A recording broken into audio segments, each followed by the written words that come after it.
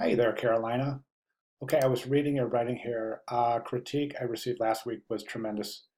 Helped me tremendously, and I've attached a new version. Excellent. I'm so glad you found finding value in the video critiques. I think it's the only way to go. I think. I mean, uh, I can say a lot more in 5 minutes speaking and showing you my screen than I can possibly ever type in the same amount of time.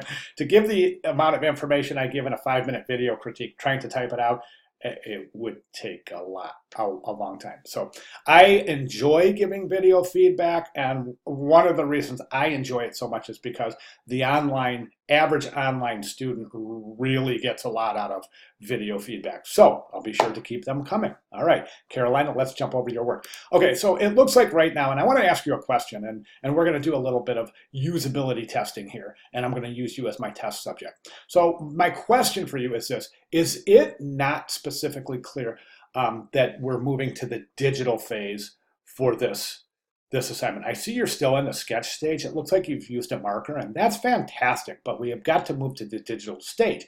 And the reason I ask is because another student had submitted a set of highly refined sketches like you have here, but hasn't moved to the digital stage yet. And I just want to remind you that we take a look at the Week 6 Project 2 Common Everyday Hand Tool Final. It's due this Sunday.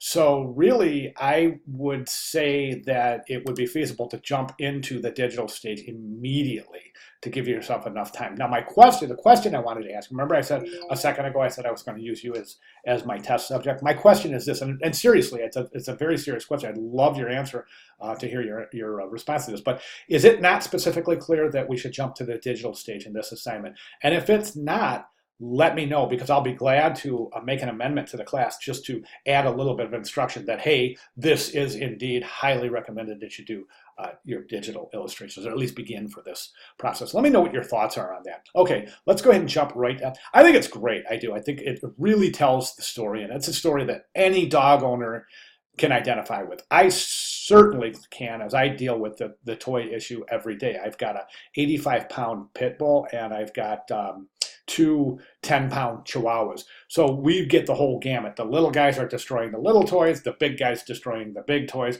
So at the end of the day, we have a bunch of scraps laying around. So we need really super durable toys. And I think I mentioned this last week, but I've got towels in my dog's toy basket. I do. I've got 3 of them, and they're just the one thing that they just don't seem to want to chew up and tear up. So definitely can relate to this. Now, as far as the illustrative concept, I think that you got it down. The narrative concept is beautiful. We've got to move to digital here. When you're moving to digital, one of the things I would recommend is this. You've got these shapes, right? And right now it's difficult to tell the path.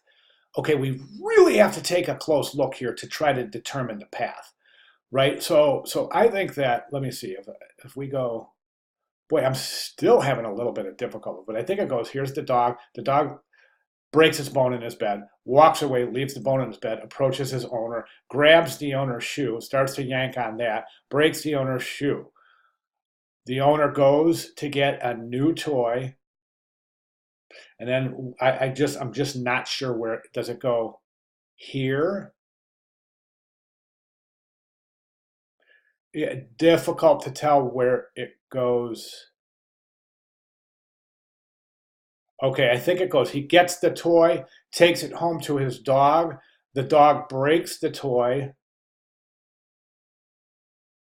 Sitting here with a broken toy, gets the idea for the towel, and then gives the towel to the toy. I would add a frame here between here and here. Here where he's thinking about what to do and he's all of a sudden in the bathroom.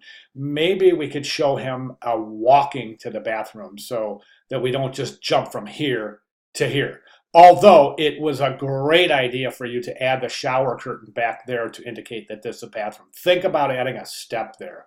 Okay, now the reason it's difficult to follow the path of the narrative is this. The background shapes are pretty big, and they're really prominent in the composition. They got this really thick stroke. What that's doing is it's increasing the size each frame takes in relationship to the entire picture plane. Therefore, you have these paws that you're trying to fit in between these little tiny areas between the frame. So you have two options. Number one is to reduce the size of the frames, and number two is to reduce the size of the paws. Or some combination therein of both, right? The point I'm trying to make is if you start here, the idea is to have paw prints. So you have this little paw track right here that goes here, then another one that goes here, and then leading to the individual, so the next frame. So you can see where the negative space between frames comes into play. So think about that. So because right now, honestly, there's areas where the dog tracks, like the dog tracks going in different directions here, which is, I thought it was confusing. Over here, it seems like we're going in this direction, but then these ones down here go back here, and then this one kind of points down. So I'm just not sure exactly, even if I have the path right. Other than that, it's fantastic. I love the quality of the narrative. I think it's great.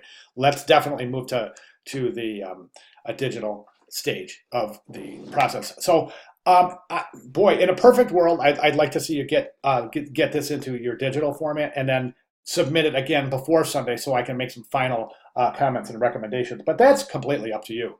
But I just really want to reiterate, this is due Sunday, so there's a little bit of work between. I'm not real sure how much you've done digitally, but the narrative is ready to roll. Just those little comments, and you are ready to rock on your digital illustrations. Okay, and again, in a perfect world, I'd love to see this one more time before you submit it, but that really depends on your workload and how fast you are working.